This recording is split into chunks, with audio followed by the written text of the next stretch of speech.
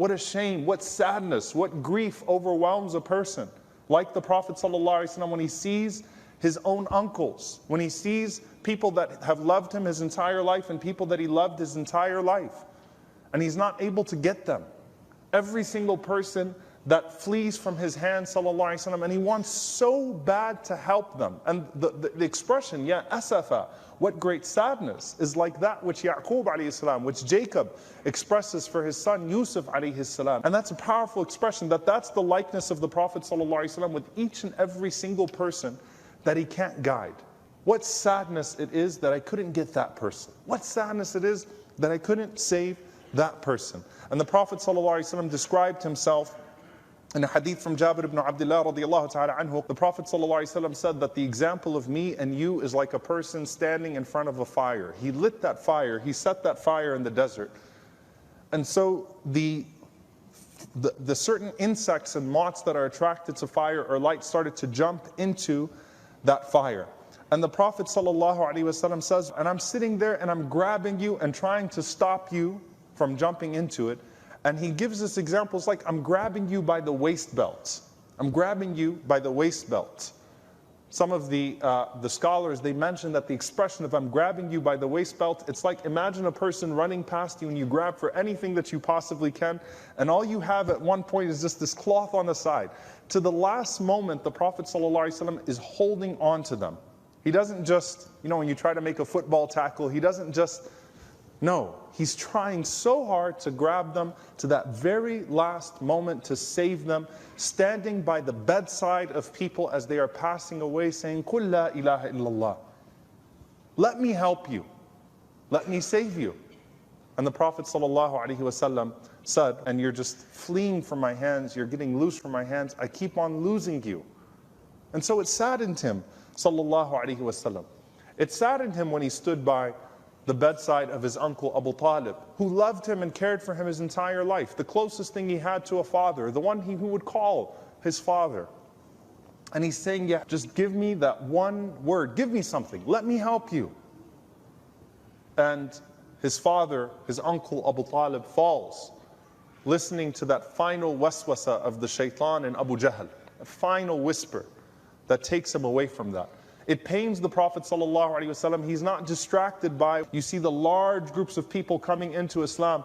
That doesn't mean that the Prophet ﷺ does not spend day and night crying for his ummah and crying for those people that he can't bring in. He does not comfort himself ﷺ by looking at the winds to say the losses no longer matter, but he rededicates himself to the possibility of converting those losses to wins, of bringing them too. And so the joy of the Prophet ﷺ when he sees these large groups of people was not that he could be complacent now, but that it gave him hope that he could continue and that more people would come, inshaAllah ta'ala, that more people would follow, right? And so in many ways, you see an example from the Messenger ﷺ of that same empathy that he had where he could not turn his face away from a child that was in poverty. That same empathy being reflected in everything else that he had. That's part of rahmatan lil alameen. That's part of him being a mercy to the worlds. And that's why on the Day of Judgment, when the Prophet ﷺ has that one dua, that one supplication. And let's be real here, if it was one of us and you have a chance to make one dua on the Day of Judgment, aren't you going to be a little selfish? What are you going to ask Allah for? The Prophet ﷺ said, when I see my Lord on the Day of Judgment, I will fall in sujood, and Allah subhanahu wa ta'ala would say to me, raise your head. He says to the Prophet ﷺ to raise your head, ask and your request will be granted, say and your saying will be listened to, intercede and your intercession will be accepted. And the Prophet ﷺ said, I would raise my head and praise Allah subhanahu wa ta'ala, and Allah subhanahu wa ta'ala will teach me the best words to praise Him in that moment, and then Allah would give the Prophet ﷺ a share of people that he could go intercede for. So the Prophet ﷺ would go and intercede, and he would reach that limit. He would not come back to Allah subhanahu wa ta'ala and say, Alhamdulillah, I just saved a bunch of people. No, he would say, Ya Rabb, give me another batch. And Allah would open up another batch So the Prophet ﷺ said that I would go and I would intercede and intercede and intercede, and then I'd come back to Allah and I'd beg Him for more, and He'd open up another batch. He's not satisfied, sallallahu alaihi wasallam. Let me go get more. And He goes and gets more, and then He opens up another batch, a fourth time. And He goes and He brings an entire batch, and then finally the Prophet ﷺ asks Allah subhanahu wa ta'ala, and Allah subhanahu wa ta'ala would inform the Prophet ﷺ that the only ones who remain at this point are those who are meant to remain, therein. Everybody else, even the major sinners of this ummah, the Prophet ﷺ would have interceded for. Even the major sinners.